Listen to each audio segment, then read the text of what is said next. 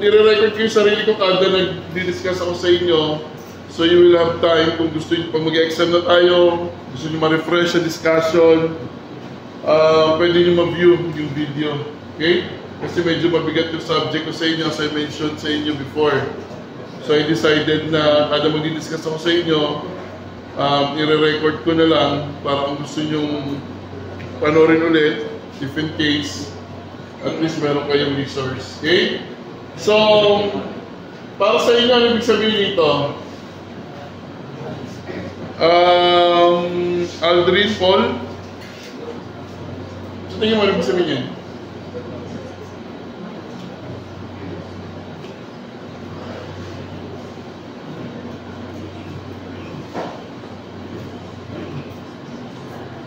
Tingin mo.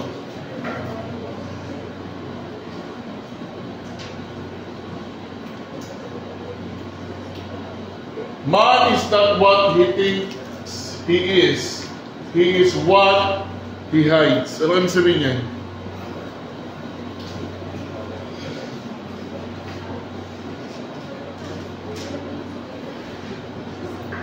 Pass? Ha? Ha? No idea. Kabading? Hagi? Ano ang sabihin niya?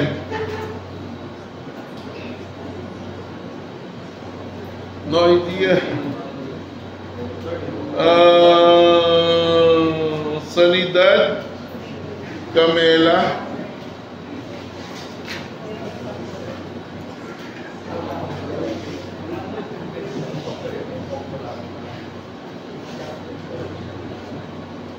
Wala din? May kulay. Unay, John Paul. Ha? No idea din. Alpay, Faustino. Dali mo yung picture mo sa susunod, ha? Walang picture to, ano? Wala? My God. Diaz, Oliver.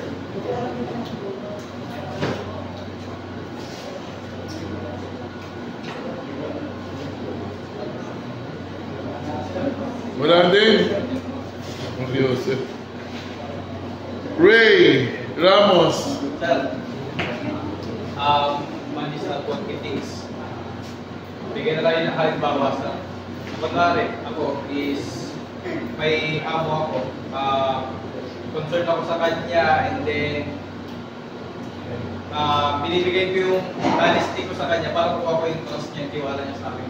Pero sa isip-isip ko, kunwari, ano na lang, may interest ako sa kanya, may kailangan akong makuha sa kanya, kunwari, nakawan niya, kuhaan ko ng pera. Ayun sir, na iniisip ko na mabait ako pero sa kapalit ka lang, may ginagawa ko lang yun para for my personal interest. For your personal interest.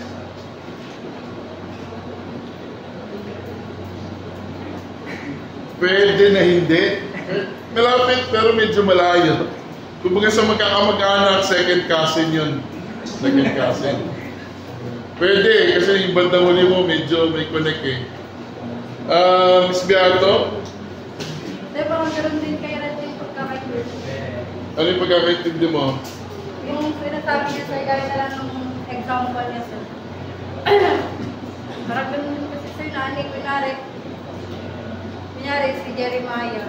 Parang nakikita ng tao na mabait siya, parang gano'n. Pero sa kalooban niya, parang manyakit siya. Mano siya, ha? Manyakit siya. Sino? Example lang siya. Oo nga mukha. Joke lang. Okay. So, yes, mas malapit yun. So, man is not what he thinks he is what he hides. So, simple lang. Ito yung kung sino tayo na hindi alam ng mga tao, ng ibang tao. Minsan kasi, sabi nga nila, may pinapakita tayong maskara sa iba't ibang taong nakakausap natin. Ang mga magulang natin, mga kamag-anak natin, iba pagkakakilala nila sa atin, iba din pagkakakilala sa atin ng mga kaibigan natin. Pero, meron tayong tinatago at yung tinatago natin, yun talaga kung sino tayo. Okay? Yun lang ibig sabihin nito. Kasi nga, papasukin natin ang mundo ng mga bibiktima, binibiktima, base sa human behavior na idea. Okay? Pag nakita nyo itong picture na to, sa tingin nyo, sino dyan sa kanila ang may sala? Sino sa tingin nyo victim? At sino ang offender? So, anyone? Tingnan nyo mabuti yung picture. Sino sa tingin nyo dyan ang... Siyempre, obviously, victim, kita na natin. Pero sino kaya ang offender o suspect sa dalawa? Ha? May hawak ko ng palakol. May hawak ng palakol? Are you all agree? Na yung may hawak ng palakol? Yung babae? Kararating lang ng lalaki? Okay. Good observation.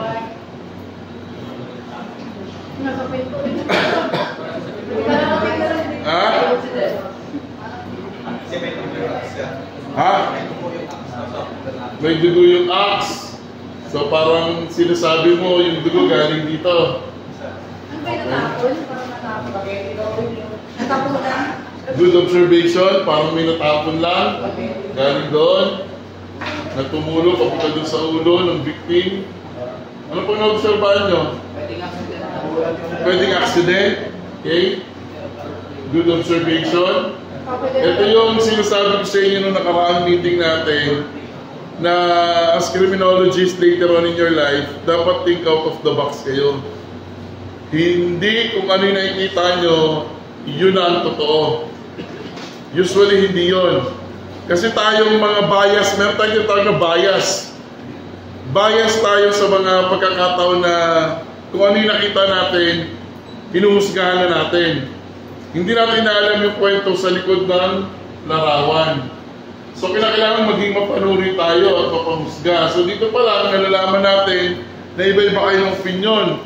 Iba sa inyo, ang sabi, ito ang salarin, dahil meron siyang itak, sinasabi naman sa inyo, hindi yan ang salarin, pwede itong babae na to, sabi naman iba sa inyo, baka accident siya, self-inflicted injury. Tapos parang may natapon lang naman na parang kala mo dugo. Pero hindi naman, parang hindi naman sa kanya galing. So yung mga ganong klaseng idea, dito natin malalaman kung ano ba talaga magiging decision natin pag pinag-uusapan natin ng biktima at ang offender. Pero lahat yan, papaloobihan sa tinatawag natin behavior. Okay? So, criminology and crime theory, papasukin muna natin ang involvement ng sociological, biological, at physiological theories ng crime. So, tingnan natin itong Venn diagram. Familiar kayo sa Venn diagram? Saan sila nagkakaisa? Sa? Crime. So, pag sinabi natin biological, ano ibig sabihin? Ano yung pag-uusapan natin? O dapat natin alamin? Tapos, physiology, reaction, issue health. Pagdating sa psychological, ano yung mga dapat natin tignan? Okay. Pagdating naman sa sociological, social support dynamics. okay. So lahat yan, nagko-contribute sa crime. Kaya dapat muna natin pag-usapan yung bio-psychosocial theories crime. Dito muna tayo papasok. So pag sinabi natin bio-psychosocial crime, yan. Bio-psychosocial crime theories. So tatlo yung pinag-uusapan natin. Tandaan nyo pag sinabing bio, yung tinutukoy natin, biological, psychological, social, sociological. Tandaan nyo yan Okay. Bredes. Pakibasa. Biopsychosocial is a multidisciplinary perspective that attempts to understand criminal behavior and related outcomes like antisocial behavior and its consequences by considering the interactions between biological, psychological, and sociological factors. Okay. Importante, tinitingnan natin. Okay? Ano ba yung interaction? For example, ang isang, ayun, good example natin yung Miracle Cell 7. Sige nga, in line with biopsychosocial. Nalaman na natin yung kwento, di ba? Napanood na natin, alam na natin yung istorya. Saan siya pumapasok? Sa biosocial, sa biopsychosocial. Kung babalik tayo din sa Venn diagram. Ha? Biological, yung iba sa inyo. Psychological. Tandaan nyo ito yung mga reason para magkaroon ng krimen na pwede natin tignan. Tandaan nyo, wala siya kasalanan doon. Wala siya kasalanan. Pero, base doon sa binuo nila na ebidensya, saan nila pinasok yung offender? Saan siya pinasok?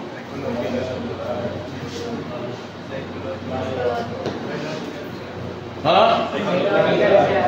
Psychological ba? Sipin nyo mabuti, sabi ko sa inyo, papractice nyo rito critical thinking. Meron kang suspect. Kaparehas na kaparehas nung sa Miracle Cell 7. Yun ang suspect mo. Bakit mo siya naging suspect? Saan siya pumapasok?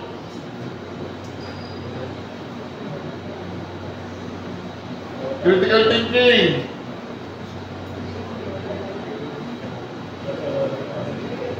Ano?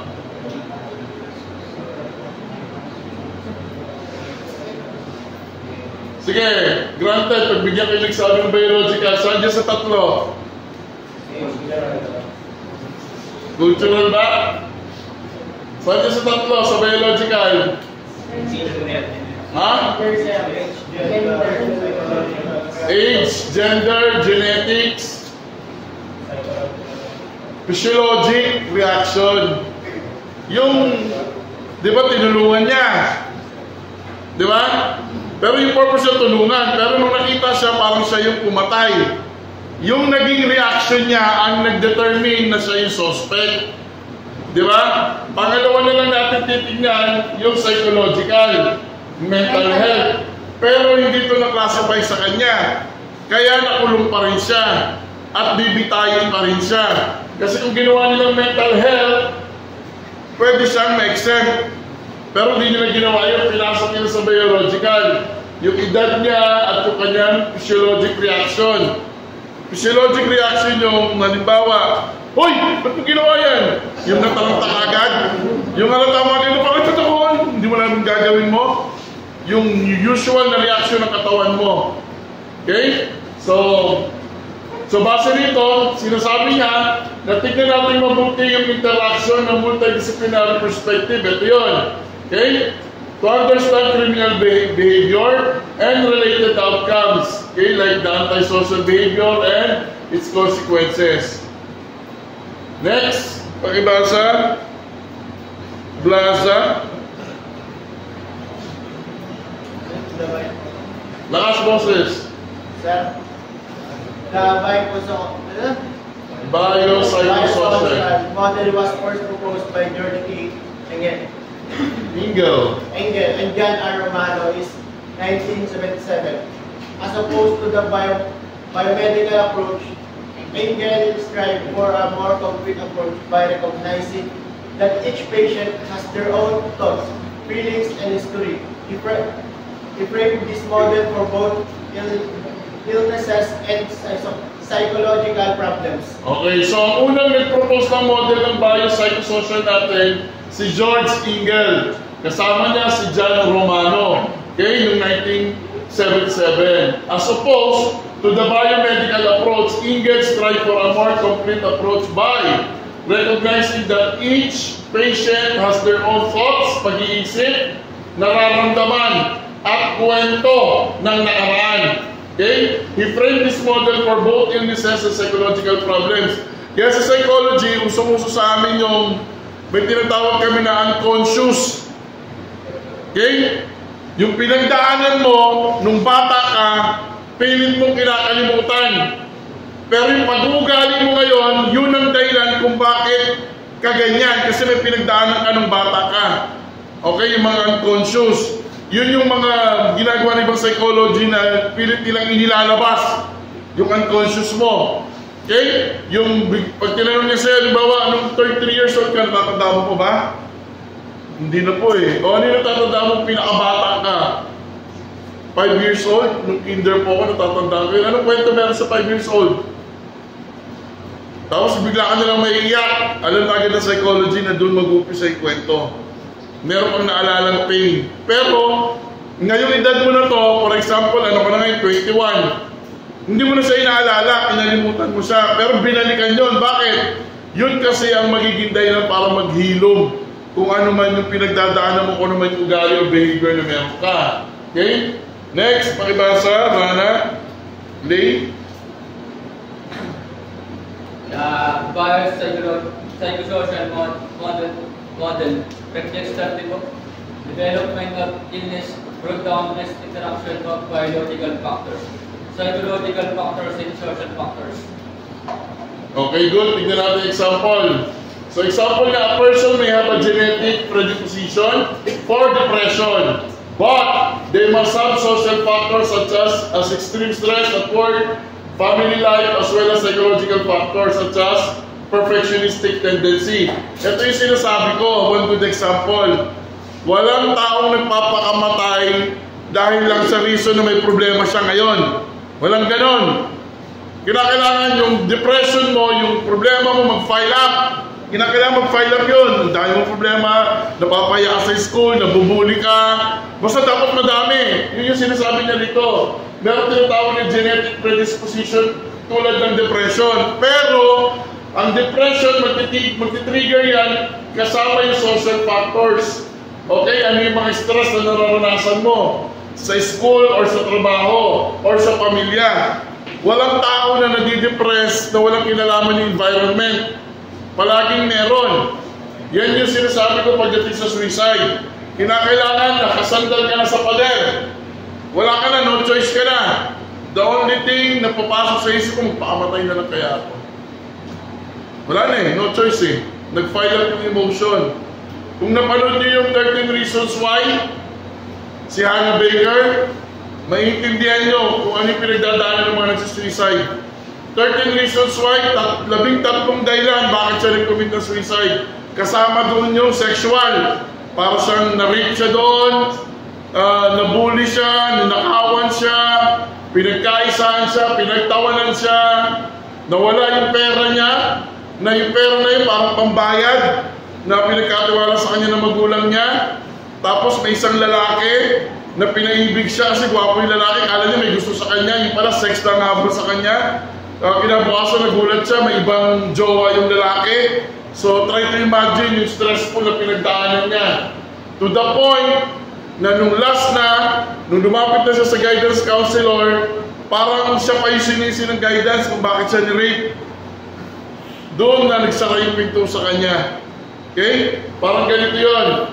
Kaya minsan pag meron tayong mga imbestigahan tao, minsan kasi yung thinking natin, halimbawa ganito, may tao na pumatay. Pinatay niya ng karumal-dumal, let's say karumal-dumal, pinasok sa loob ng bahay. Pinagsasaksak niya. Pero walang gamit. Pag yung thinking mo, hindi mo inadapt ito, isipin mo agad, itong tao na ito dapat mamatay. Dapat mamatay ito. Pero kung titignan mo yung psychological, sociological, biological ng tao, bakit niya nagawa yung krimen, then magbabago ang thinking mo. Okay? May reason kung bakit. Okay? Kaya yung iba, di ba, nag-please sila sa korte ng insanity. Halimbawa, nirape niya yung bata, pinatay niya yung nanay, buong pamilya, katulad yung nangyari sa Bisaya. Tapos ang sinabi niya, may bumulong sa kanya. May bumulong sa kanya na patayin niya yung buong pamilya.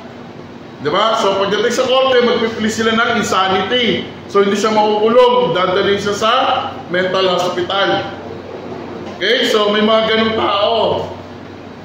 So a person may have a genetic predisposition for the disease, but social and cognitive factors must trigger the illness. So kung meron kang, kaya ako lagi sinasabi sa mga kabataan, huwag niyong sasabihin na may depression kayo, by the way, unless na kayo ay nagpa-consult sa isang psychologist or sa isang counselor. Sila dapat ang magde-determine, or psychiatrist, for that matter, na ikaw ay may depression. Huwag mo sabihin sa sarili mo na, naku, nadidepress ako, may depression ako. Wag!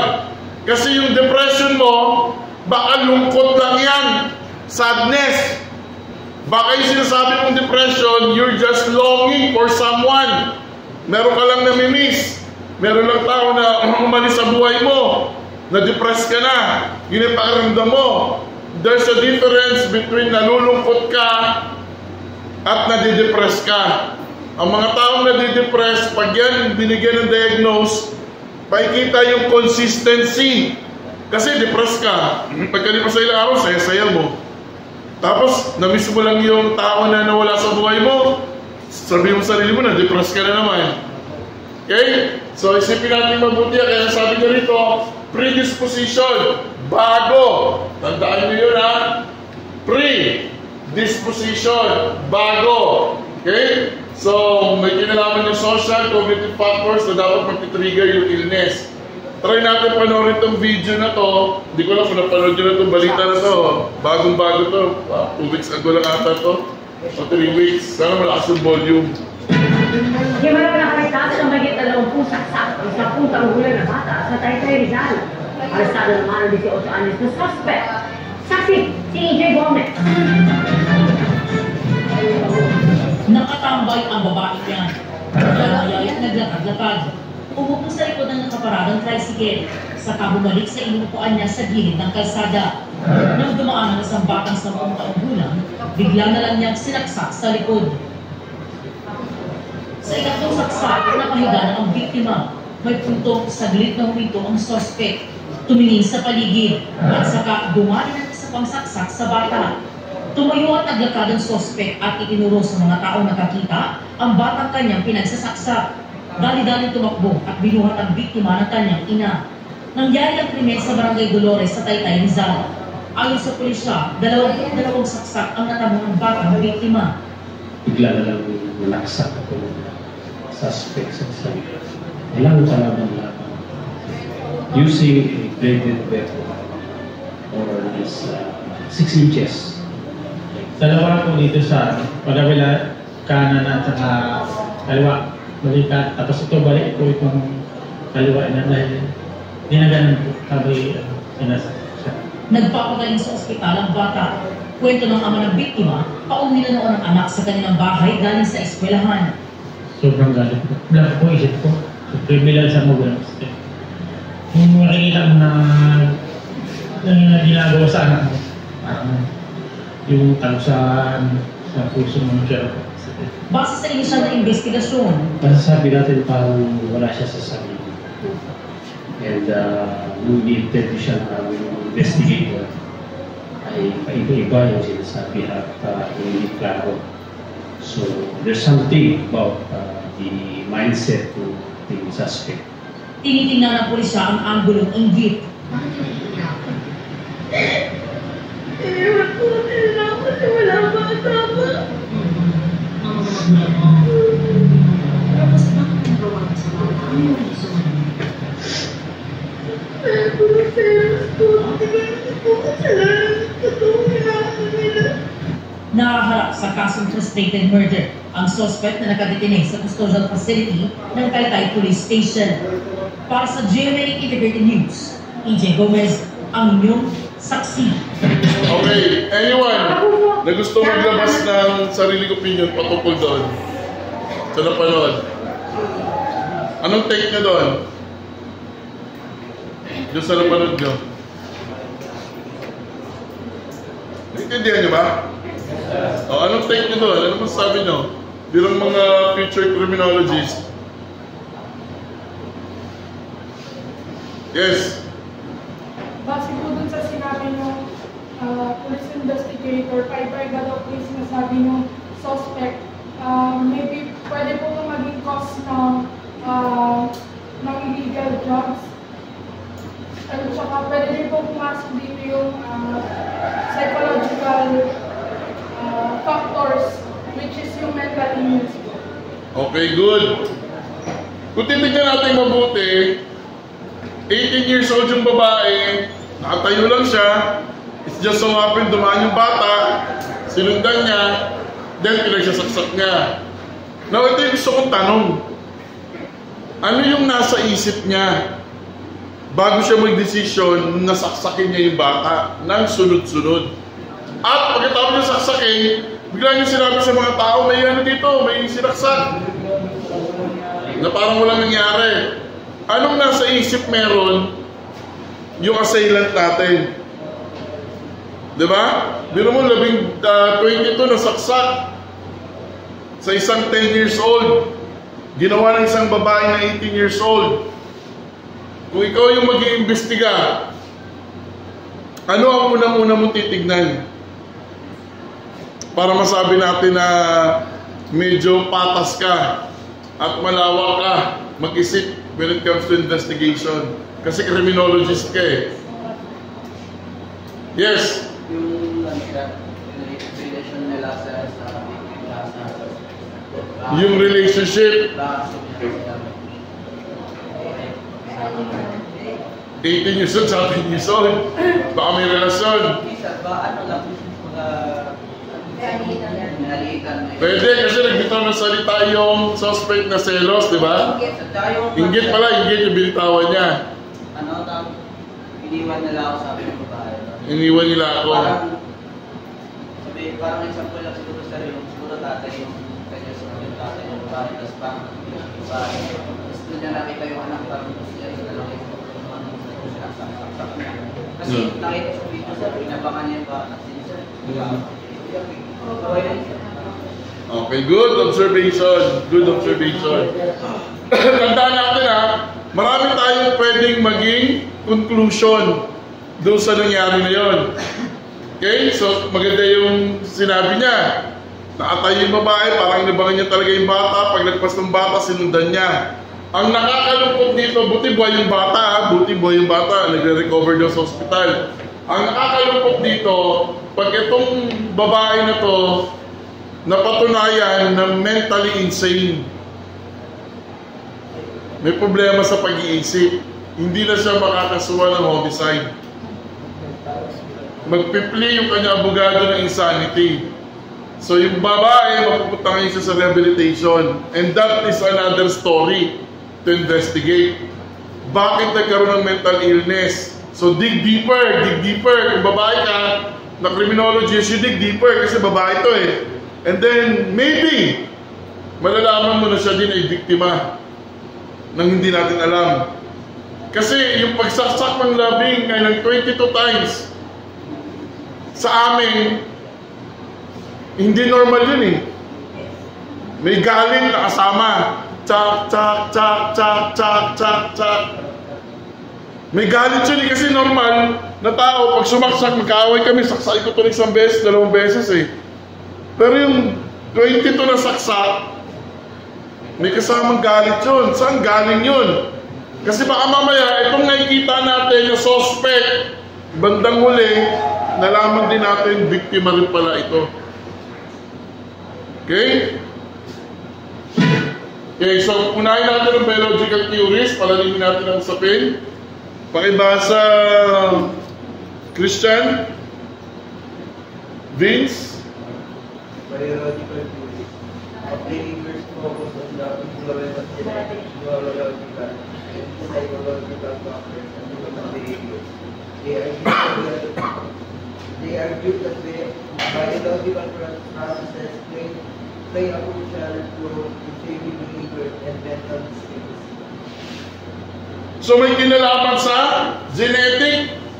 Minsan yung sinasabi nila eh, pag nabaliw ka, sasabihin ng psychiatrist, may mga kamag-anak ka bang baliw? Like mama mo, papa mo, lolo mo, sa inyong family tree, meron bang baliw? Kasi tinitignan nyo, as part ng biological theory, genetic, namamana. May problema ba sa pag-iisip? Neurological? Nung bata, madalas tinutuktukan yung ulo, binabatok-batukan. Okay? So sabi niya rito, physiological factors in human behavior, they argue that biological processes play a crucial role in shaping behavior and mental states.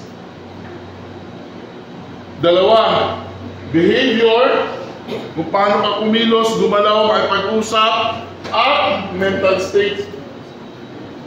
Paano ka mag-isip? Yung salitang mental health, walang pinagkaiba yun sa salitang physical health. Kaya pag sinabing, ikaw may mental health problem ka, parang sinasabi na may physical health problem ka. So pag sinabi natin na mental illness, doon pa lang papasok. Ano yung illness na meron sa pag-iisip ng isang tao mentally? Depression ba? Behavior ba? Pag sa physical, parang ganun. Kaya nalulungkot kami pag sinasabi natin sa mga tao, sa mga estudyante, magpa-mental health check-up ka, or sa ibang teacher for that matter, na na-stress na siya, magpa-mental health check-up kasi, ano kung baliw? Gumagano agad sila. Walang kinalaman yung salitang mental health sa baliw. Pag sinabing magpa-mental health check-up, parang sinabi niya lang na magpa-check-up ka nga sa doktor, at like ka mong nahihilo, parang ganon. Eh kasi kung kausap mo, paulit-ulit yung problema niya, umiiyak siya, paulit-ulit din ang advice mo sa kanya, magpa-mental health check-up na kaya. Hindi naman akong baliw Walang kinalaman yung salitang baliw sa mental health. Yung baliw, result siya ng examination, ng diagnosis. Nang diagnose sa'yo, may mental illness ka, which is yung term natin na baliw or psychotic.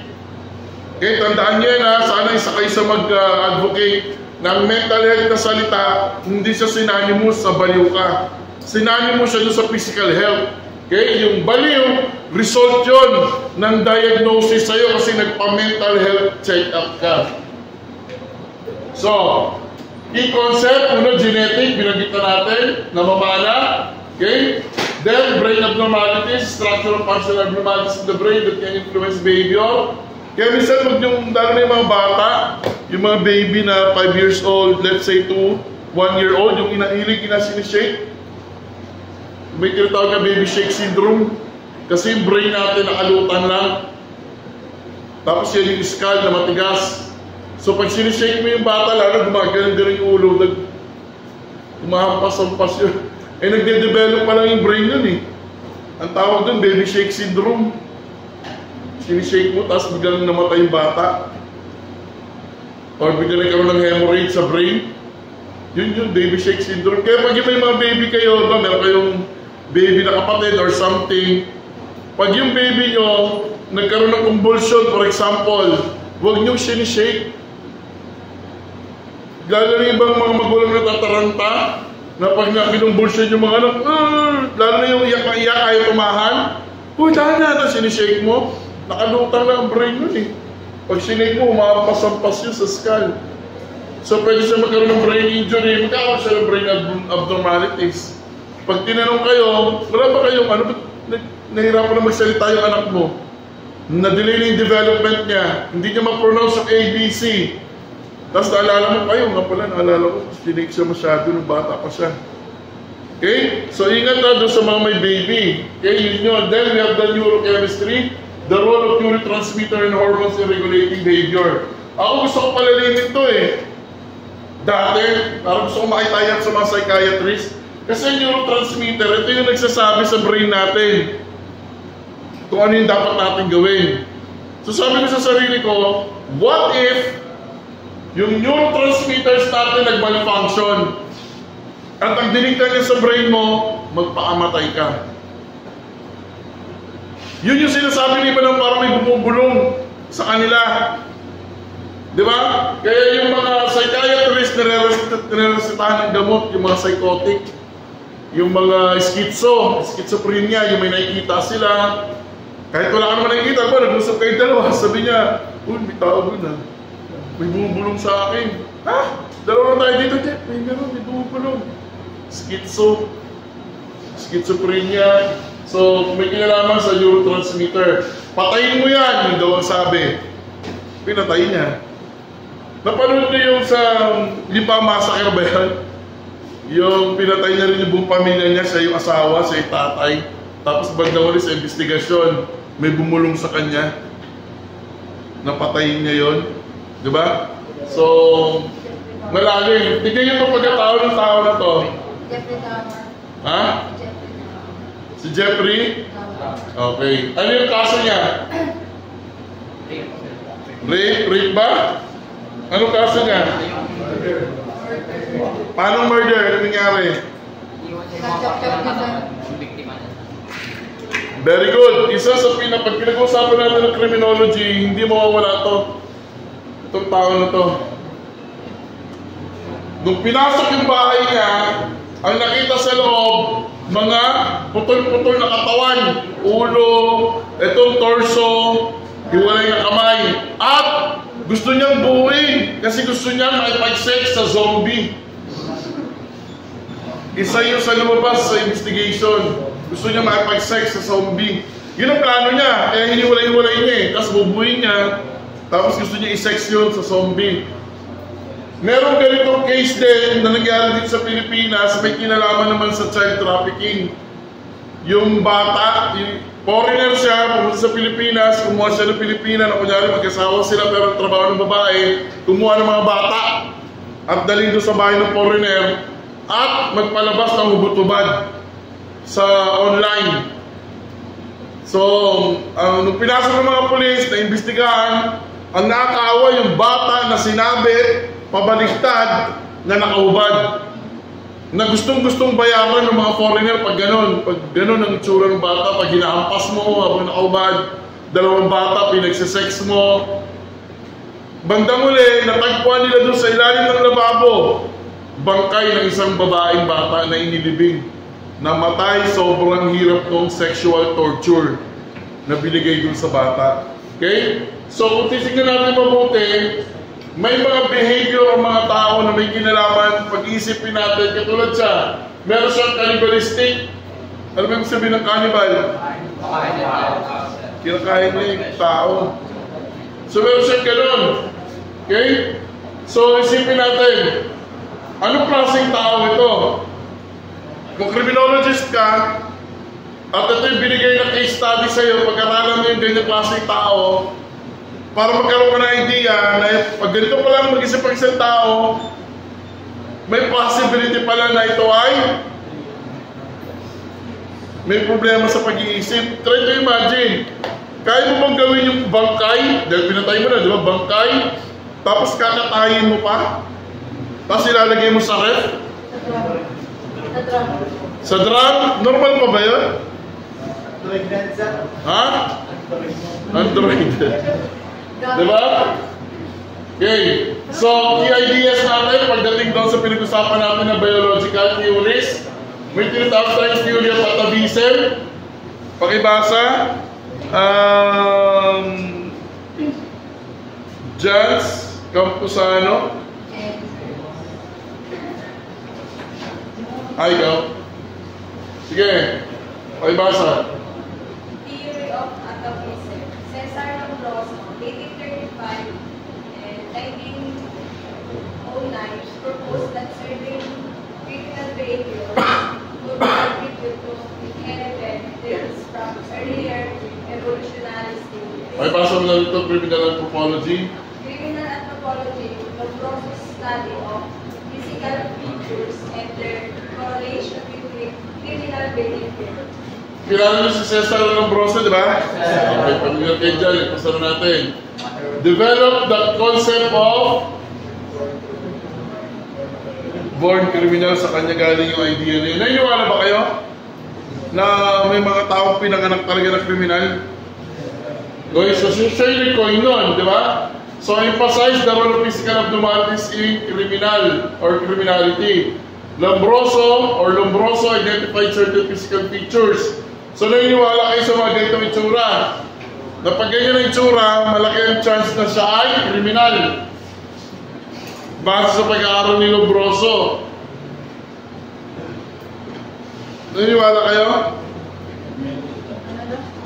Tandaan nyo sinabi ni Lombroso na pag hindi pantay yung mukha mo, asymmetrical. Diba? Malaki yung jaw mo. Example. Ibig sabihin, may tendency na ikaw ay isang kriminal. So naglabas siya ng mga picture. Pag ganyan ang itsura mo, malaki ang chance mo na ikaw ay kriminal. Sa madaling salita, pag pangit ang isang tao, wala naman kami mga pangit. Diba? Yun yung kanyang pananaw eh. Base sa pag-aaral niya. Lahat ng nahuhuling kriminal during those days. tabingi yung mukha. Di ba? Kita mo, kawawa naman ito mga ito. Pero lahat ito, scope yan, na drawing lang yan. Okay? So, pero naniniwala tayo na may mga kriminal na sinasadyang babuyin yung itsura nila just like this one. Okay? So, si Nico Jenkins, meron siyang tattoo 666. Okay? Hiniwan niya yung sarili niyang are at pumatay siya ng 4 na tao. At ang sabi niya, inutos yun ng Egyptian god. Human sacrifices. Inutos sa kanya. So try to imagine kung anong thinking meron ito. Ikaw, magkakatato ka ba na ganyan sa mukha? Diba? Hindi natin sinasabing masama ang tato. Tato is an art. Pero kung ganyan na itsura ng pagtatato, what do you think? Tapos sasabihin niya mabait siya. Paano sa mga girls? Paano pag ganyan yung manliligaw mo? Tapos sasabihin niya sa'yo, don't judge the book by its cover. Diretso niya. Andiyan siya sa labas, hinihintay ka umuwi, susunduin ka niya. Sa una lang yun siya. Ha? Sa una lang. Sa una lang. Diba? Kita mo sarili niya nakawit, pinutol niya. Nung nalaman niya yung sinitensya siya ng kamatayan, pagkatapos yung patayin yung 4 na tao, tapos utos daw ng Egyptian god yun as part ng human sacrifices. Diba? Okay. So meron tayo yung tawag na somatotype or body. Ibig sabihin ng somatotype, ha? William Sheldon categorized individuals into 3 body types: endomorphs, mesomorphs, and ectomorphs. Ano po yung pagdaanan nyo nito, ha? Ha? Hindi pa? Oo, alam po yung pagdaanan nyo nito. Bahagi rin kasi ito ng victimology. So, ano ibig sabihin ng ano? Endomorphs, mesomorphs, tsaka ectomorphs. Ano sabihin? Katawan. Okay. So, sa madaling salita, ito yung pinag-uusapan natin. Sino dyan sa tatlo ang may tendency makagawa ng krimen? Sige nga. Ha? Mapayat? Lahat sila possible, pero sa pag-aaral ng ectomorph, mesomorph, yung malalaking tao daw, usually, kaysa sa mga payatot, ang malaki ang chance na gumawa ng krimen. Napanood niyo yung Green Mile? One good example yung pelikulang Green Mile. Malaki siya, kaya siya yung in-identify na pumatay doon sa babaeng bata. Kung di nyo pala mapanood ito, napakagandang pelikula. Dito nyo malalaman kung paano ang isang tao naakusahan nang wala namang kasalanan. Sobrang nakakayak yung last, ito yung ano na siya, bibitahin na siya. Kasi nung tinanong siya, any last word? Simple lang yung sagot niya. Humingi siya ng sorry dahil sa itsura niya. Kasi sa ganun siya hinusgahan. Sorry for what I am. Okay? Nung araw, alam naman natin noong unang panahon, ang mga Negro, African-American, sila yung mga, pagpalagay na lang natin, mabababang uri ng tao sa Amerika. Kasi from Africa, binibili sila para maging alipin. Tapos ganyan siya kalaki. Pero hindi nila alam, doon sa kwento na yon, kaya hawak niya yung babae kasi pinipilit niya buhayin yung babae. Tapos sa nakakalungkot, yung pumatay, doon pa nakitira sa bahay nung tatay, nung namatay na babae, di ba? Sino ba nakapanood yan? Ganda yung panoorin nyo, The Green Mile. One of the best movies talaga, sobra. Okay? So, irritability of behavior, pakibasa, Sanchez, Sientel, pakilaka sa boses. Genetic influence, that influence traits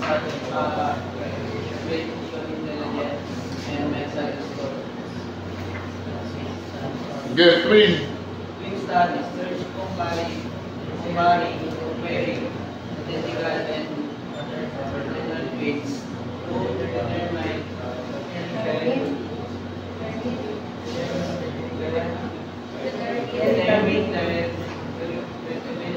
of behavior traits.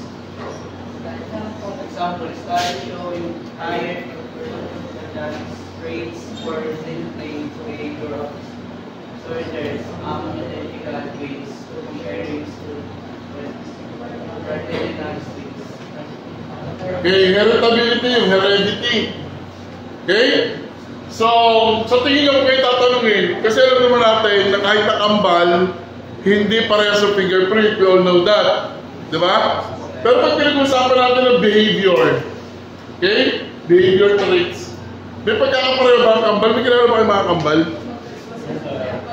Magkaiba kung may kilala ang kambal, di ba? Alam mo, ang bawa, pag hindi ka pa sanay, yung identical twins, na identical talaga, pag hindi ka sanay, sasabihin mo, hindi mo alam kung sino sa kanilang dalawa. Pero pag kilala mo na sila, kahit magkawin na magkawin pa sila, magkaiba sila ng behavior. Meron at meron silang pagkakaibang personality. Okay? So, yun ang lumalabas sa pag-aaral na yan. Next, pakibasa. Julius, Chris. Structural abnormalities, brain abnormalities, change or damage in brain structures, frontal cortex, Prefrontal cortex. prefrontal cortex, linked to behavioral issue, functional abnormalities, difference in brain activity patterns related to behavior and mental health. Example, research on individuals with frontal lobe damage exhibiting impulsivity and aggression. So, prefrontal lobe, pinalo. Bata pa lang, siguro mga 12 years old, napaaway, hinampas ng 2x2. Nabuhay yung bata, tinahi, okay naman. Pero habang nagkakaedad siya, yung aggression niya masyado mataas, laging galit, impulsive. Tignan mo lang, sapain ka agad.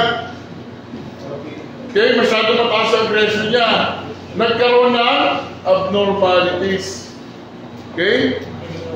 So, minsan, naisip natin ngayon, magkakaroon tayo ng realization na may mga taong magagalitin, not because magagalitin sila. Pag inalam natin yung background, pwede ito yung nangyari sa kanila. Kaya very impulsive sila. Konting kibot, galit agad. Wala naman sinasabi sa kanya, sinabi mo lang, kumain ka na, nagwala na agad, nagalit. Aggression. Okay? Next. Neurotransmitter, palibasa.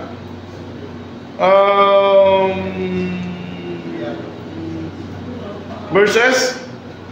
Neurotransmitters, chemical messengers, serotonin,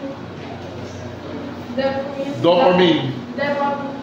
Dopamine that affect mood behavior and cognitive functions.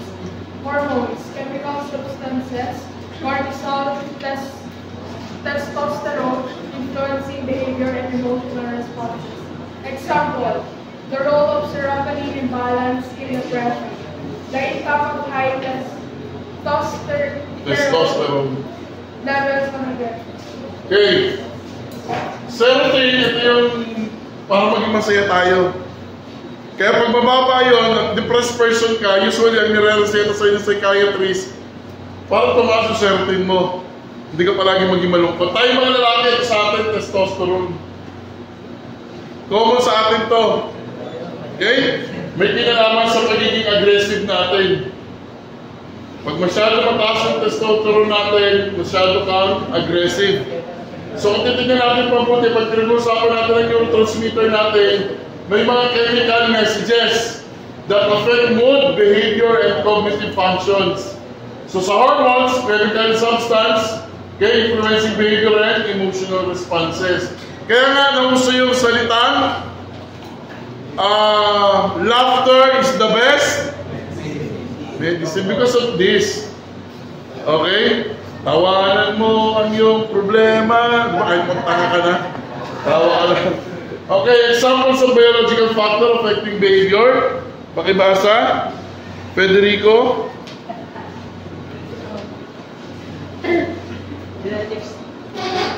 Genetic disorder, example. Phenylketonuria, phenylketonuria, and its impact on cognitive development. Pag binabasa nyo to, mga ganyan, tignan nyo yung abbreviation. So, P, ibig sabihin, babasahin mo ito ng penil.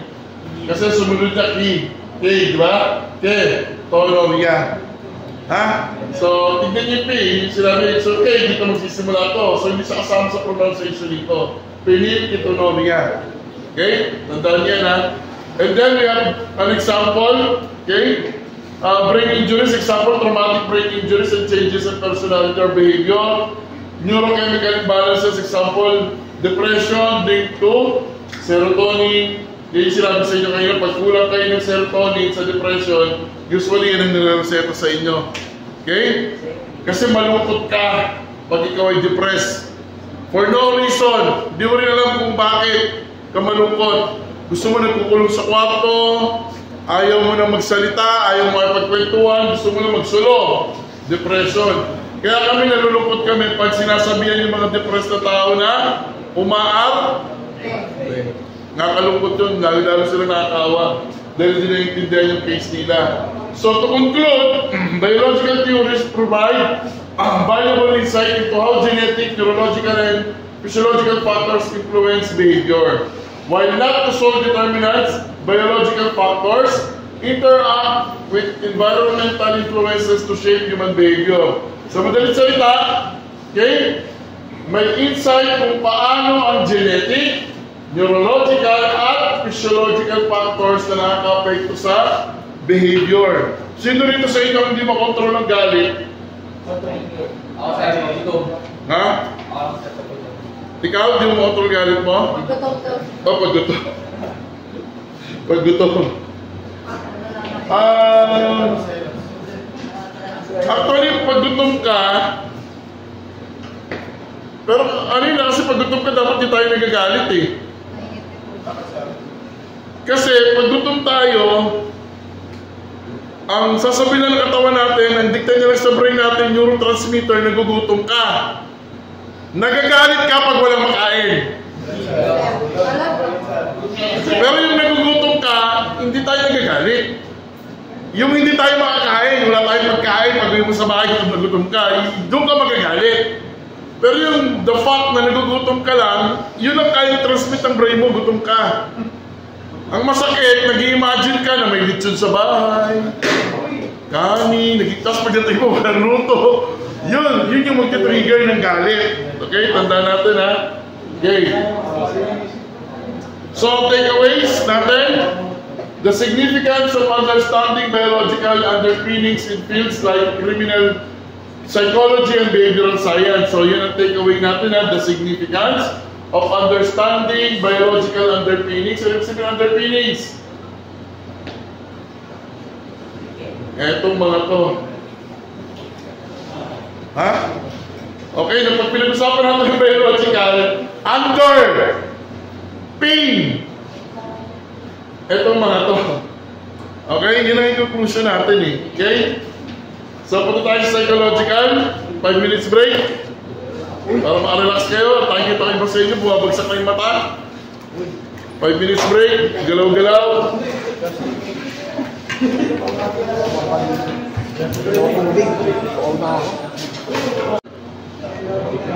Biological. Okay, so punta tayo sa psychological theories.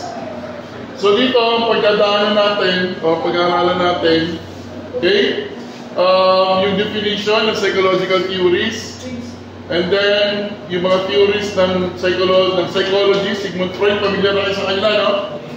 Pamilyar na kayo sa kanila, itong tatlo na to? Hindi pa. Ngayon nyo lang sila na-encounter? Okay, Sigmund Freud, B.F. Skinner, then si Albert Bandura. Ano yung ideas na dapat natin matutunan? Psychoanalysis, behaviorism, cognitive development, examples of psychological factors affecting behavior. So, understanding the psychological basis of behavior. Definition, nandito na ba si Federico? Federico, ay basa? Psychological theories of behavior focus on the internal mental processes in emotion and cognitive development that influence human actions. This theory explore how thought, feelings, and perception shape behavior. Okay, good. So yun yung definition natin ng behavior, and then we have psychoanalysis, examines unconscious motivations, and early childhood experiences. Ito yung binabagay ko sa inyo kanina.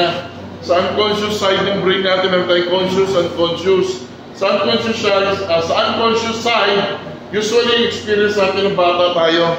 Okay, yun yung binabalikan. Psychoanalysis yun. Sa behaviorism naman, nakafocus siya sa observable behavior and the effects of learning. And then we have cognitive development. Studies how thinking, problem solving, and understanding evolve over time.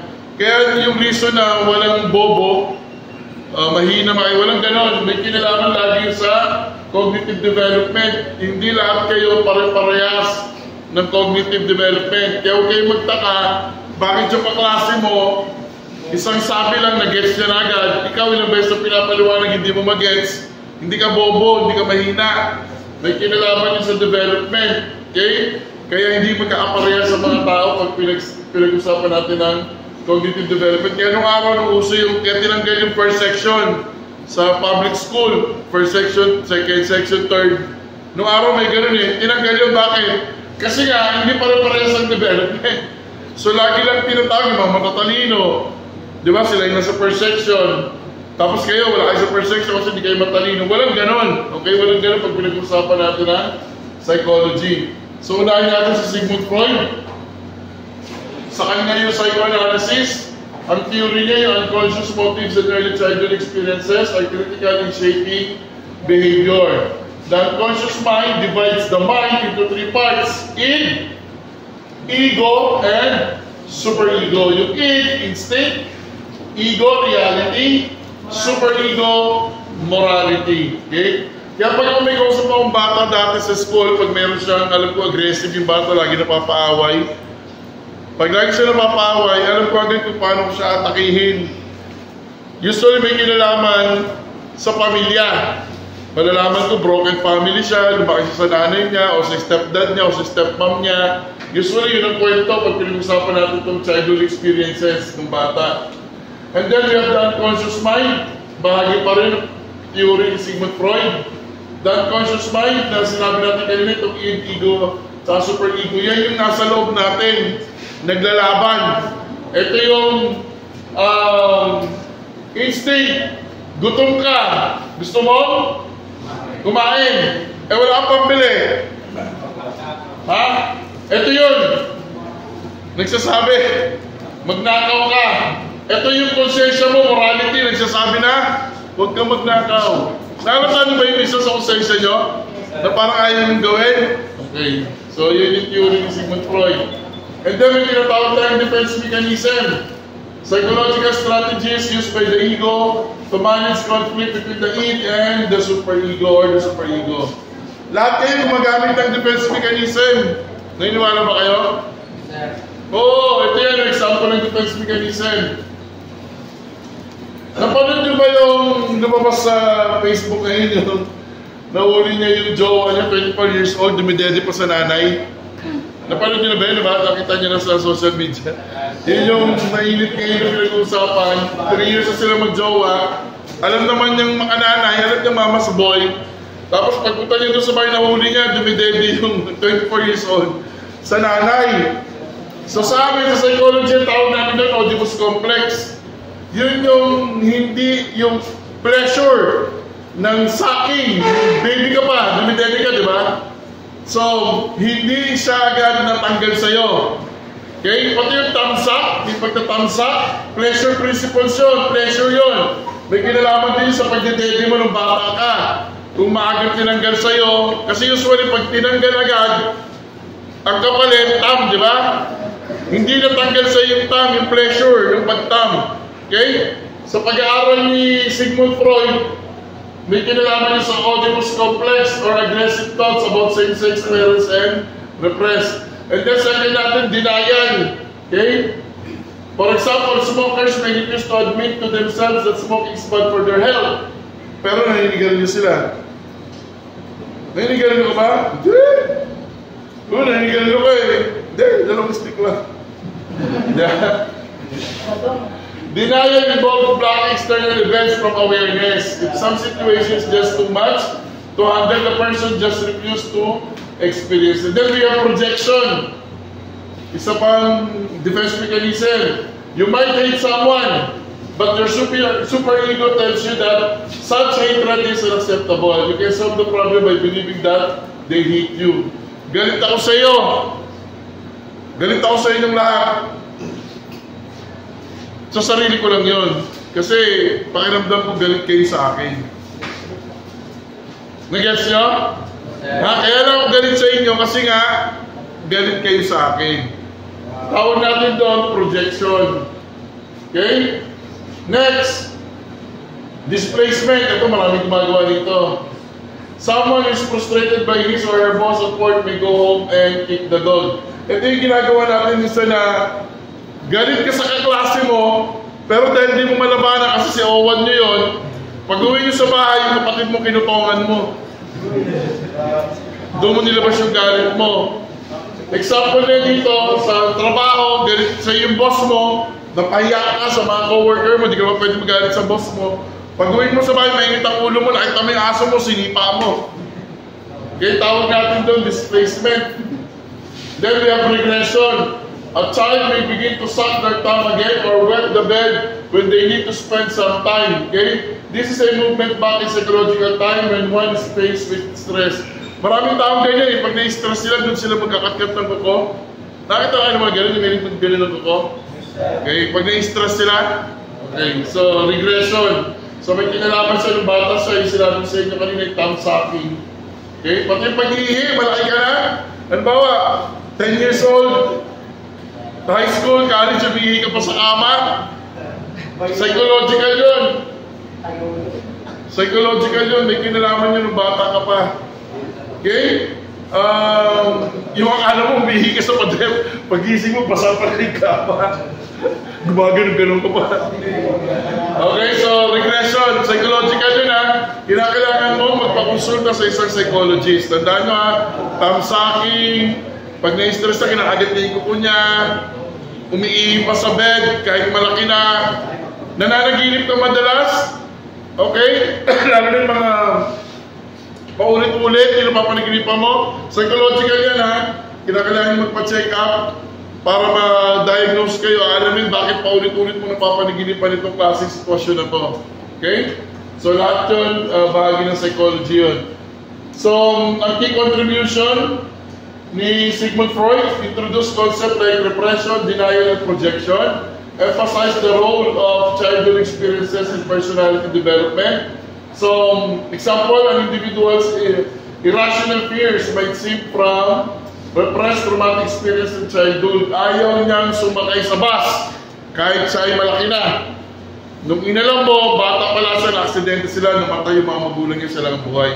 Kaya every time na nakakita siya ng bus, natatakot siya. Ganon din iba. Nasubukan niya ng malunod. Or, may kakilala siyang nalunod, kaya takot siya sa tubig. Okay? So, yan yung sinasabi natin ng mga experience natin na very traumatic ng bata pa tayo. Okay? Punta tayo kay B.F. Skinner. Pinag-usapan natin kayo Sigmund Freud. Punta tayo kay B.F. Skinner. Familiar kayo dito sa operant conditioning. Ang paniniwala niya, ang behavior na tututunan based sa consequences. Okay? So may tinatawag ng positive reinforcement, encourages behavior by offering reward. Negative reinforcement, encourages behavior by removing unpleasant stimuli. Punishment, discourages behavior by introducing negative consequences. Halimbawa, uy, ang taas na nakuha ng grade ng anak ko ah. Bigyan mo chocolate. Yun yun. Positive reinforcement. Okay, magbibigay ka ng reward. So mag-aaral siya palagi mabuti. Nag-get? Next, negative reinforcement encourages behavior by removing unpleasant stimuli. Ikaw ang kulit-kulit mo, kunin ko yung laruan mo. Okay? Babawiin mo para siya ay tumahimik or hindi na siya maging makulit. Okay? Yun yung negative reinforcement. And then we have the punishment. Discourages behavior by introducing negative consequences. Tayo ka dyan sa sulok. Huwag ka magsasalita. Diyan ka lang. Okay, so yun yung punishment. And then, Skinner's theory that behavior is shaped, reinforced, and punishment. So, key contribution ni B.F. Skinner, may tinatawag na Skinner box, an apparatus to study operant conditioning in animals. So, emphasize the environment safe behavior to reinforcement. A student studies hard and gets good grades, in example ko sa inyo kanina, leading to continued diligence in studying. Ito yung example ko sa inyo kanina. Okay? Putangin tayo kay Bandura. Ano pangalan ng una? Sigmund Freud. Pangalawa? B.F. Skinner. Putangin tayo sa pangatlo, Albert Bandura. Sa kanya yung social learning theory. Bandura's theory that behavior is learned through observing and imitation. Dito natin nakuha yung ang ginagawa ng matanda ay nagiging tama sa mata ng bata. Ito yun, imitation. Ang ayaw na ayaw ko rin sa mga nanay, sa mga tata, yung tuturuan nila yung anak nila ng kagaguhan. Pakyo mo si ate, pakyo mo. Pakyo! Tapos magtatawanan, di ba? Di ba? Imitation. Kaya huwag kayo magtaka kung bakit maraming bata ngayon ang palamura. Because of the environment, narinig nila sa bahay, imitating. Nag-observe sila at ginagaya nila. Okay? Observational learning. Learning occurs by watching the actions and outcomes of others' behavior. Kaya pag tinanong ko kayo, sa buong Pilipinas, saang lugar sa tingin nyo ang mataas ang krimen? Tondo. Kasi yung environment sa Tondo, di ba? Lahat ng tao doon, ginagaya ng mga batang sumisibol pa lang. Then we have self-efficacy, believe in one's ability to succeed in specific situation and task. Ano yung contribution niya? Itong bubudal. Familiar kayo dyan? Bubudal? Yan yung ginamit ni Bandura na experiment. Okay? Nag-demonstrate how children imitate aggressive behavior sa pag-observe lang sa adults. Introduce the concept of reciprocal determinism. Ito yun, bubudal. Una, merong adult, pumasok sa kwarto, pinagsusuntok niya yung bubudal, sinipa-sipa niya, gano'n. Pinanood niyo sa bata. Ngayon, nilayaan yung bata na pumasok, anong gagawin niya sa dal. Gano'n din ang ginawa niya. Kung ano yung ginawa ng adult. Then, sinubukan niya sa babaeng bata, baka lalaki lang aggressive. Sinubukan sa babaeng bata, gano'n din ang ginawa ng bata. Kaya mag-ingat kayo sa mga, kung may mga pamangkin kayo, na bata pa, lahat ng ginagawa nyo nagiging tama sa kanila. Kaya ingat kayo. Okay? Kaya huwag kayo magtataka kung meron kayong pamangkin na bata pa, naninigarilyo na, most likely sa loob ng bahay may nagyoyosi. It's either tatay, tito, okay? Sa inuman. Di ba? Sa inuman, minsan tatawagin pa yung anak, tikim beer. Tapos pag tumig yung bata, oh, mahal na kayo pa, magaling ka. Di ba? Tsaka yung meron ako nakita minsan na sobrang naiisak. Yung tatanungin ng tata yung anak niya, anong ginagawa ni mama at papa sa gabi? Gaganon yung bata. Tapos magtatawanan sila. Di ba? Yung mga ganon, no? Nakakalungkot kasi hindi nila naiintindihan na lahat ng ginagawa ng matanda nagiging tama sa mata ng bata. Itong sinabi ko sa inyo kanina, imitation. Nai-imitate nila. Kaya kung palamura ka sa bahay, palamura yung anak mo. Kung lagi nakikita ng anak mo na sinasaktan niya yung asawa mo, kung lalaki ka, sinasampal, binububog, minumura mo, expect mo, paglaki ng anak mo, wala siyang respeto sa babae. Mumurahin niya rin yan, kasi yun ang nakalakihan niya eh. Okay? So, ingat tayo lalo sa mga bata. Yan yung theory ni Albert Bandura. Okay? So, sa psychoanalysis, unconscious motivation, sexual stage, okay? Ito yung pinag-usapan natin kayo na kay Freud. Sa behaviorism naman, ito yung pinag-usapan natin, stimuli, conditioning. Kanina to ulit? B.F. Skinner. Okay? So, meron pang isang example ng stimuli sa behaviorism yung kay Pavlov. Isang Russian. Dito, ito yung dahilan kung bakit may mga taong magaling mag-dog train. Sit. Roll over. Dahil dito, sa ganitong stimuli. Sa ganito nagsimula yan. Si Pavlov ang nagpauso yan. Yan yung basic technique kung paano mo turuan ng mga hayop. Okay? Or aso for that matter. Una, pinakitaan niya ng pagkain. Unconditioned stimuli. Naglaway yung aso. Sunod na ginawa niya, inalis na yung pagkain, nag-bell siya. Okay? Walang laway yung aso. Ibig sabihin, hindi niya na-recognize na may pagkain. So, ang ginawa niya ngayon, pagkain plus bell. Okay? Naglawa yung aso. So, every time na patutunugin niya ngayon bell, akala ng aso ay may pagkain. Kaya naglalaway sa kahit wala na yung food. Ganon din sa dog training kung hindi kayo familiar.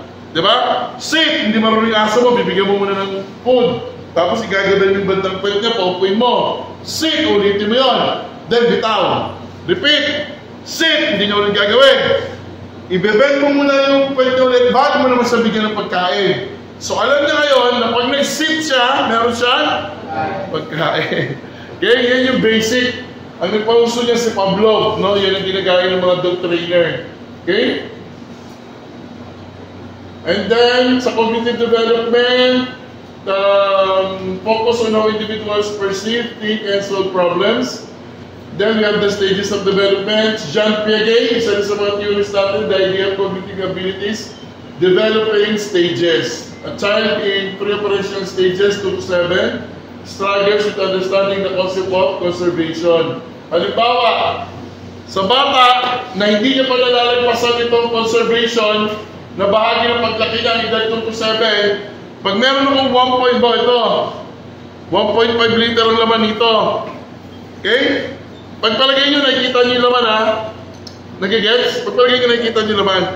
Sa isang batang 2 years old, itong 1.5 na to, pag nilipat ko to sa isang bote na talagang 1.5, makikita nyo ngayon, puno din.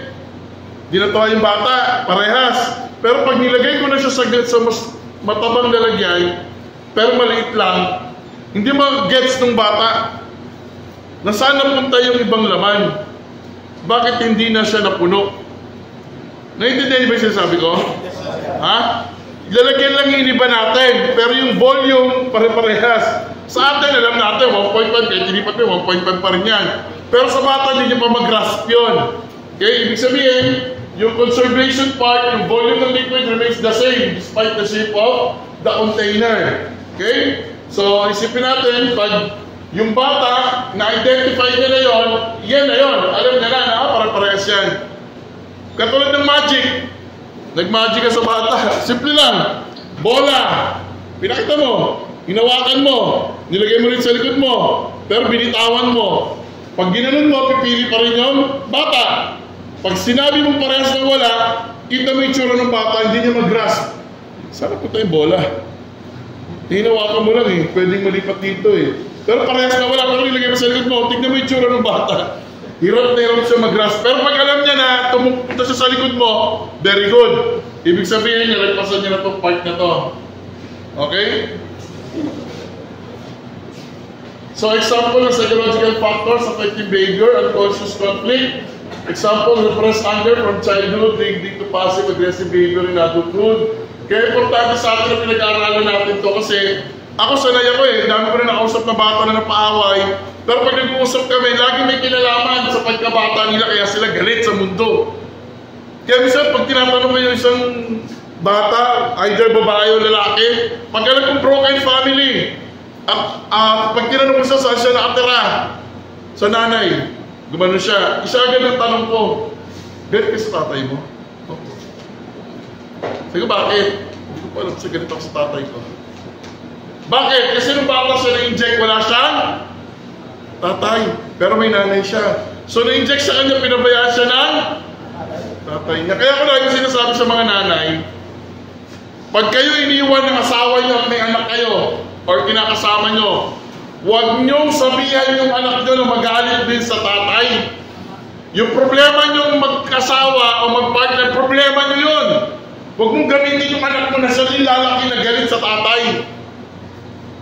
Kasi kawawa naman yung bata, minanipulate mo yung utak. At yung pagmamahalan yung dalawa na nauuwi sa wala, problema nyo yun. Kung na-fall out kayo for some reason. Pero kung may dama yung bata, kawawa yung bata, dapat lalaki pa rin siya na may tatay. Okay? Para naman buo siya. Kita mo, kadamit niya ng bata. Parang may kulang na opos eh. Yung wholeness mo ng pagkatao mo, lalo pag hindi mo pa nakikita yung tatay mo. Magbihira mo makita yung tatay mo. Alam niyo ako, nung una kami nag-usap ng father ko, hindi ko makakalimutan yung first word niya sa akin. That was 20 years ago. Yung hello son na salita, hindi ko makalimutan yun. Talaga napaiyak ako nun. Hello son? Nandun siya sa US, dito ako sa Pilipinas. Nung una kami nag-uusap, hindi ko makalimutan yung boses na yun. My God. Kasi yung boses na yun, I don't know why, pero talagang pumatak yung luha ako sa mata. Nung binitawan yung salitang hello son. Parang doon ko naramdaman, that time na buo pala ako. Hindi pala ako anak sa labas. Hindi pala ako putok sa buho. May tatay pala ako na inaangkin ako na anak niya ako. Okay? Kaya naiintindihan ko yung mga bata na hirap. Kaya ako nalulungkot ako pag yung nanay, sinisiraan yung tatay. Ay, tatay mo, ba't kami nag-hirap? Babaero eh. Pinagpalit siya nanay mo eh. What? Iba yung kwento nyo, yung love story nyo, iba yun. Kaya mong lumaki yung bata na makilala niya yung tatay niya at mahalin niya ayos sa pagpapakita ng tatay. Pero na lang yung tatay, gago. Ayaw niya makita yung anak na kahit sinasabi mo sa kanya. Problema na ng tatay yun. Pero yung tatay, very acceptable naman siya. Gusto niya magbigay. Kasi may kilala ako, yung tatay nagbibigay na ng tulong, ayaw mo tanggapin ng babae. Hindi, kaya ko pala kayo yung anak natin. Kala mo, huwag ka magbigay. Diba, ginagamit yung bata, nakakalungkot. Kasi, pag lumaki sila, yung pagiging aggressive nila, usually yun ang reason kung bakit. Okay? So, sa learned behavior naman, student developing phobia, public speaking after negative experience. Pinagtawanan, tumayo, pinag-recite. Nung mali yung recitation, sabi ng teacher, sabi mo, layo-layo, upo ka na! Napaya na siya. Sa tingin nyo, tatayo pa yun? Hindi na, di ba? Okay. And then, cognitive beliefs, a person with low self-efficacy, avoiding challenges due to belief they will fail. Walang tiwala sa sarili. Sige na, kaya mo yan. Kaya mo yan. Ayoko, baka bumagsak ako sa board exam. Pare, nakagraduate tayo ng criminology. Mag-review tayo, board tayo. Ayoko pa. Dapat ako, baka bumagsak ako. Wala, di ba? Low self-efficacy. Okay? So to summarize, psychological theories provide a depth understanding of the internal process that influence behavior. Each theory offers different perspective on how behavior is formed and modified over time. So ang takeaways natin, understanding psychological factors is essential to the field of criminology. Kaya sa amin, diba, magpapadiagnose ka sa akin. Friends, di ba ano ka, registered ka, licensed kang counselor? So ko, sir, pa-diagnose nga, kasi parang, ano mo yun, parang pumapasok mo madalas sa isip ko, sir, magpakamatay. Dalawa ginagamit namin lagi. Interview, clinical interview, at saka written assessment. Dapat magbangga yung parehas. Maglalabas kayo na usayo ng psychological evaluation. So nakalagay kayo doon kung ano yung resulta at kung ano yung dapat mong pagdaanan na intervention. Okay? Yan ang kagandahan dito sa psychological natin. Okay? So sabi niya, importante sa field ng criminology. Ano yung last? Hindi pa natin na pag-uusapan? Sociological. Okay. So yun ang last na pag-uusapan natin. Understanding the sociological basis of behavior. Paano tayo may pag-uusap? Paano tayo makitungo sa kapwa? Kaya pag mayroong magulang na nagalit, sumugod sa school, halimbawa, dahil yung anak niya, binatukan ng klase. Kaya tagalit yung nanay. Doon sa school na bagong school ngayon, kasi isa na ako assistant principal, nagpunta sa akin yung teacher, sabi niya, sir, ikaw nga kumusap na sa magulang, nagagalit. Binatukan daw yung anak niya. Kinusap ko yung nanay. Sabi ko, nay, makinig kayo mabuti ha. May tinatawag tayo na social development. Ano yun, sir? Kaya nyo dito lang anak ko sa school, hindi lang para mag-aral, para mag-develop yung social development ng bata. Paano siya makitungo sa kapwa. At bahagi nun, mag-aaway sila. Bahagi nun, hindi magiging normal yung araw-araw niya. Bakit, nay? Iba-ibang bata yan eh. Iba-ibang galit niyan. At dapat mong maintindihan, pag may teacher doon, hayaan nyo lang yung teacher ang mag-ayos. Kasi sabihin nyo naman sa batang ng bato, ba't mo ginawa yun? Bad yun. Paulitin mo pa ba? Hindi na po teacher. Pero mangyayari yun, social development yun eh. Di ba? Katulad kayo dito, nung una kayo nagkita nung first year kayo, hindi kayo nagkukwentuhan malamang. Tama? Hindi. Pero bagay na social development, meron ka makakilala. Ngayon, may kakwentuhan ka na, may kaibigan ka na, iinuman na nga kayo eh. Na dati di mo kainuman eh. Di ba? First day. So, yun yung pag-usapan natin ngayon. So, definition, pakibasa. Unay, Jasper.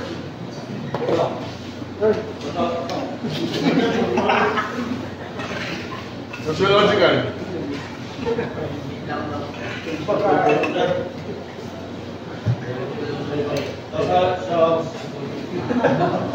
Sociological theories of behavior focus on how social structure, cultural norms, and group dynamics influence individual behavior. These theories emphasize the role of society in shaping behavior and how individuals interact within the social context. Very good. Okay, so yung definition natin ng sociological natin or sociology. So, subjective behavior focus on how social structure, culture norms, and group dynamics. Okay? So, sa social structure, the organized patterns of social relationship and institutions that make up a society. On your part, that makes up you a... Anong block nyo? Block C. Block C, di ba? So, ano yan? Identity nyo na yan. And then we have the anime. A state of normlessness where individuals feel disconnected from the collective conscious or conscience of society. Differential association, the idea that behavior is learned through interaction with others, particularly in small group. So si Emil Durkheim, social structure, according sa kanya, emphasized that society is more than just a collection of individuals. It is a complex system with its own rules and norms. Meron ba kayong rules dito? So tingin niyo meron kayong pagkakaiba sa ibang third year? Meron? Oh, very good. Okay? Kasi na-establish niyo yung own rules and norms sa inyo. So pag sinabing norms, pwede yung sabihin na mas behave kayo kaysa ibang third year. Yan, yun yung parang nabubuo sa inyo. Okay? The set of shared beliefs, values, and norms that bind the society together. Anime, a condition in which society provides little moral guidance to individuals, leading to a breakdown of social bonds and increased defiance. Yan yung parang yabang naman ng kabilang grupo. Meron ako dati mga naging estudyante, fourth year nata sila ngayon. Hiwalay sila. Dito sa kami nagtataka ako, hindi katulad nila pantay. Nagtataka ako parang mas marami rito, konti dito. Akala ko ano lang yun, form ng normal sa kanila.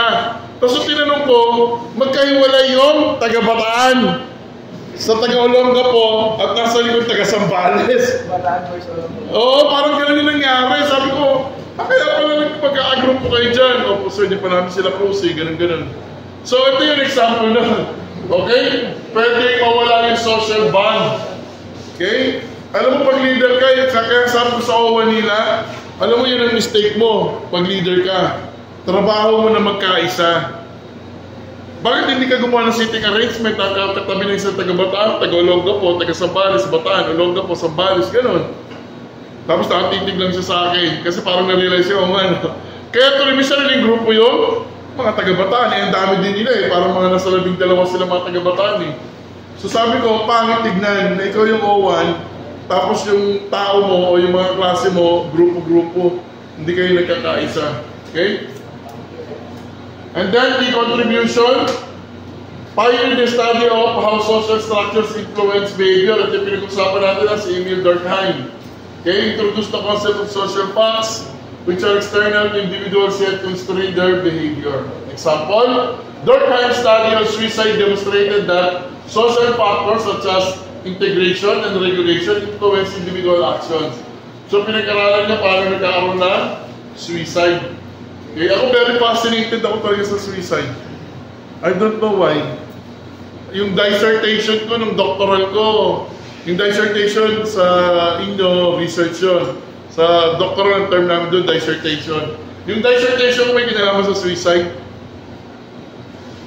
Ang study ko, bakit naiisip ng isang kabataan ang suicide thoughts? Bakit po pasok sa isip niya yung suicide?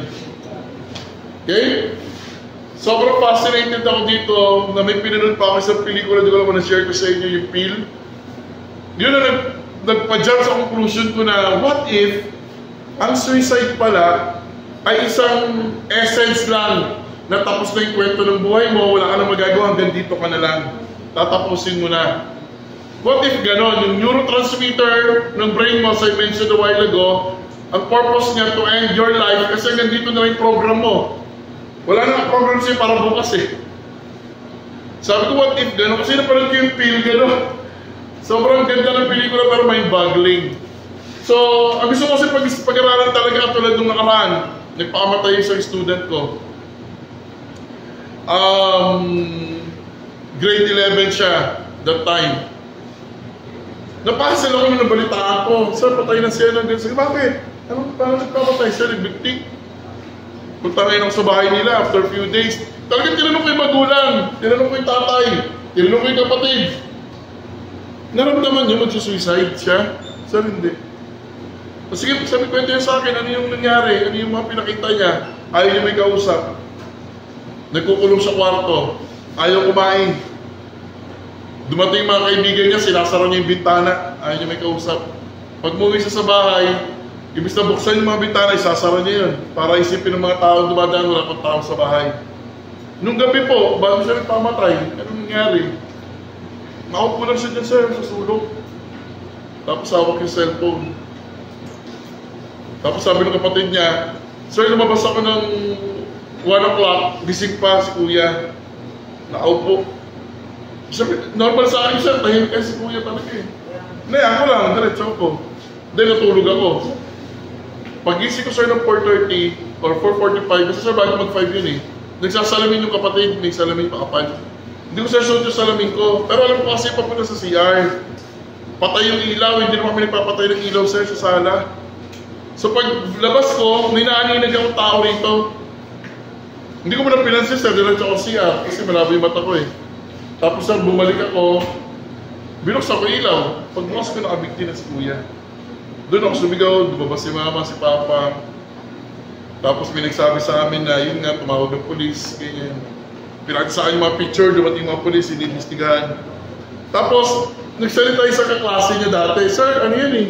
Lumalaban pa ng flip-top dati, madaldal po yan, sumasali sa mga sayaw. Inalam ko talaga yung reason. Anong reason? Ganun ako eh, curious ako eh. Alam niyo, lumabas, to cut the story short, lumabas yung kwento na kaya siya nag-suicide at nagkaroon ng depression. Depression yung reason kaya siya nag-suicide. Nabully siya ng grade 5 at ng grade 7. Na halos ayaw niya na pumasok sa school. Kaya pala ako nung pumapasok sa klase ko, dala-dala niya yung bag niya lagi. At ayaw niya may kausap, doon siya lagi pupwesto sa likod. Pagtatabihan niyo siya, lalayo. Ayaw niya may kausap. Kasi nga trauma siya na baka bulihin niyo lang. To the point na ayaw niya lang mabuhay kasi ayaw niya may kausap. See? Di ba, akala nila gano'n lang yung bully, pero kita mo yung nadadala ng bully, di ba? Okay? So, bahagi yun ng pag-aaral ng Durkheim, okay? Yung suicide. And then, punta tayo kay Robert Merton. Stray theory, Merton expanded the Durkheim concept of anime, proposing that society puts pressure on individuals to achieve social accepted goals. Ano yung pressure na yun? Kapag di ka pa nakakatapos, pagtapos mo, magpupulis ka ba talaga? Uy, pagpulis ka na ha, ganito ganyan, social pressure. Diba? Hirap na hirap ka na mag-aaral, pinipressure ka pa. Diba? Pinag-aralan niya na bahagi yun. Okay? Na nararanasan natin. But not everyone has the means to achieve their goals, leading to strained and defiant behavior. Kaya gusto ko yung kwento ng isang graduate sa inyo last year eh.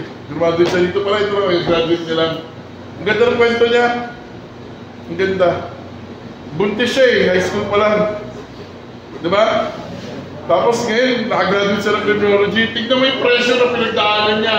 Nung sinasayan, kasi inuna, paglalandi, nabuntis ka tuloy.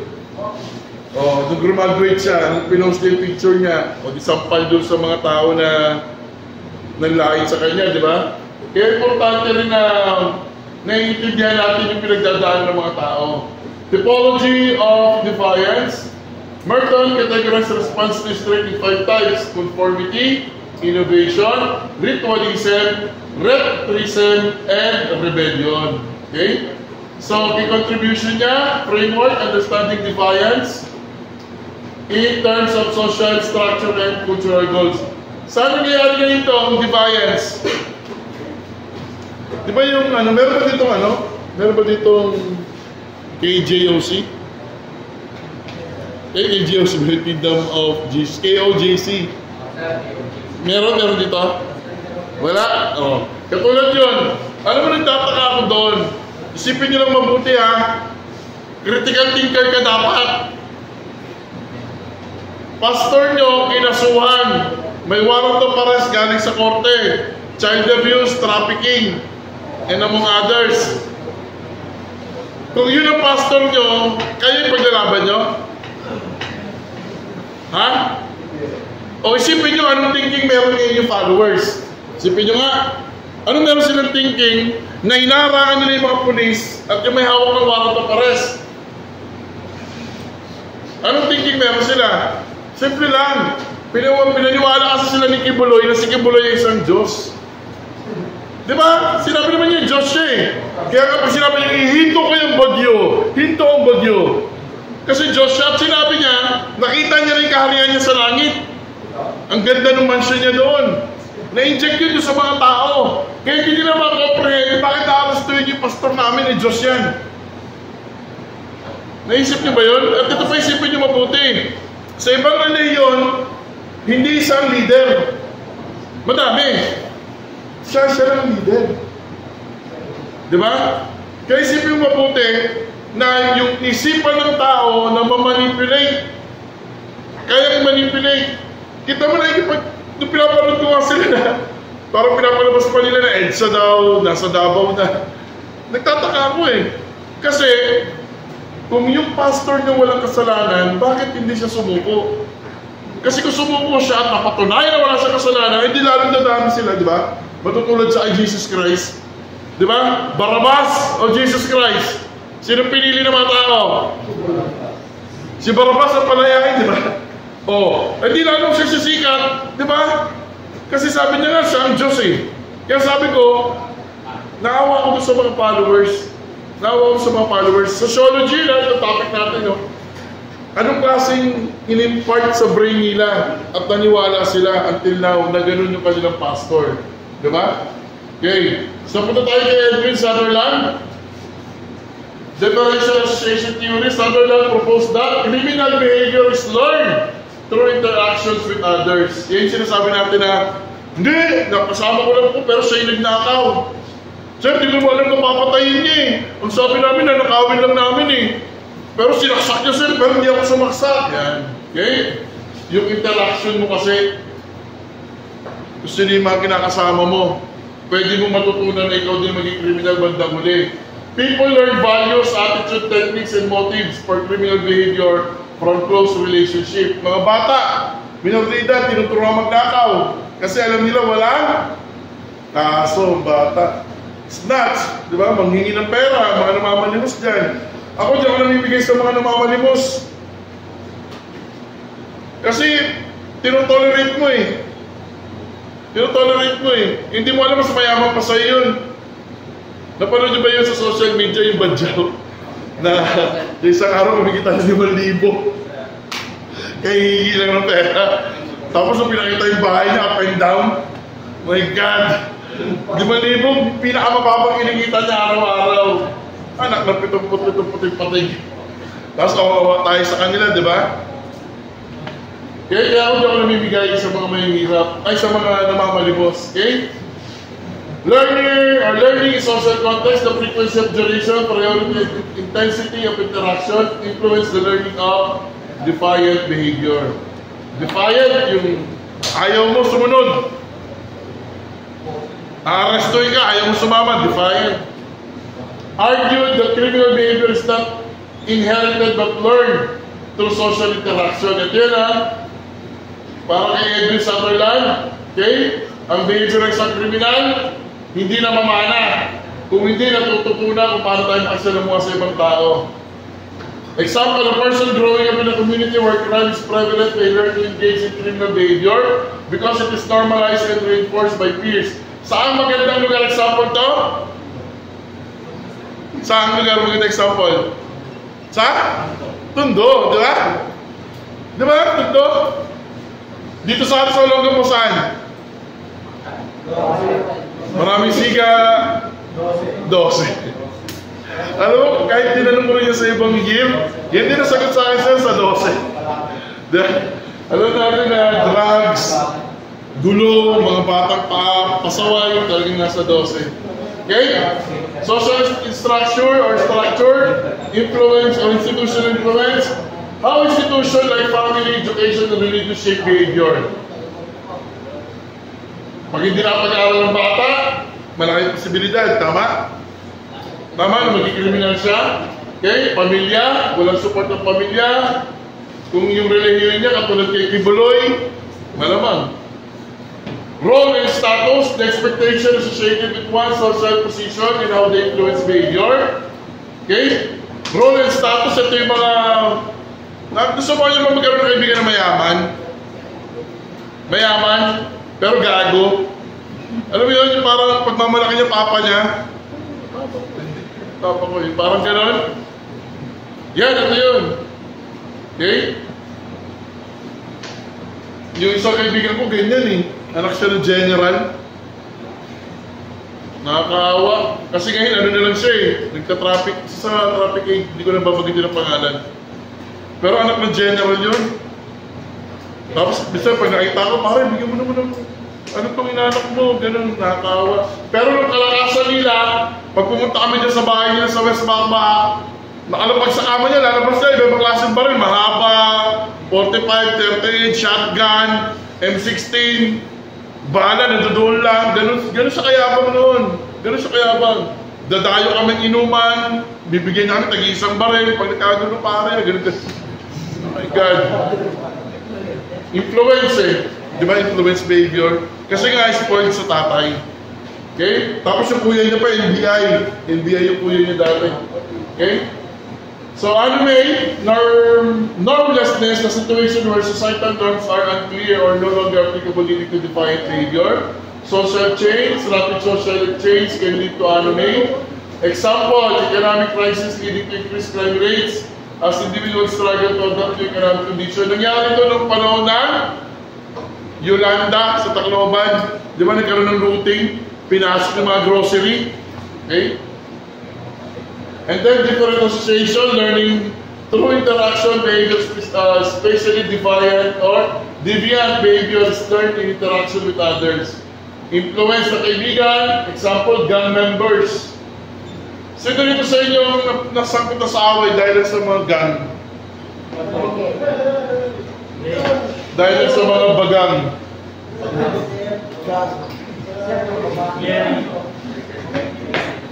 Okay, ako nasama, subukan ko may pagrambulan para akong tanga. Doon ko lang realize kaya yung mula na, ayoko na ng fraternity, ayoko na tropa-tropa. Nasama na, nagrambulan kami dati dyan sa magsaysay pa. Doon ko na-experience na habang may sinusuntok ko, may sumusuntok din sa'yo. May sinasampak kami, sumasampak din sa'yo. Kasi rambol, sa kasada kami. Diyan mismo sa magsaysay, diyan kami nagrambulan. Ano pa yun, panahon pa ng kabataan ko ng teenager, gusto pa yung mga ano nun, mga gang din. So, mula nun, ayoko na kasi hindi ko naman naawa yun dahil tropa lang namin, pati kami nadamay na. Doon kami sa presinto lang ko, inimbestigahan kami. Galit yung mami ko that time. Okay, examples of sociological factors affecting behavior. Una, social inequality, hindi pagkapantay-pantay. Cultural norms, how cultures have varying definition of acceptable behavior. Halimbawa, ang mga Kapampangan, sino Kapampangan dito? Kaya, Kapampangan ka. Ang Kapampangan kilalang mayabang. Tama, di ba? O, culture yun eh. Culture. Kaya kung di ka sanay sa mga Kapampangan, mayayabang ka sa kanila. Kahit wala silang pera, maghahanda yan. Di ano? Kahit walang pera, magyayabang yan, maghahanda. Kapampangan eh, mayabang eh. Kaya kung yung kultura nila gano'n, maninibago ka, parang ayaw mo sa mga Kapampangan. Okay, halimbawa, sino Ilocano rito? Pag Ilocano, kuripot. Di ba? Pero kilala yun eh, na gano'n, but it doesn't mean masama silang tao. Ina-example ko lang sa cultural norms, okay? And then we have group dynamics. To summarize, sociology theories provide a broader perspective on how society and social interactions shape individual behavior. These theories emphasize the importance of understanding the social context in which behavior occurs. Takeaway natin, recognizing the role of social structure and interaction is essential for addressing social issues like crime and deviance. Okay? Question? None. Assignment? None. Okay. To be submitted next meeting. Pa-confirm ako ako dito tayo ha. Message mo ko. Okay? Good. To be submitted next meeting.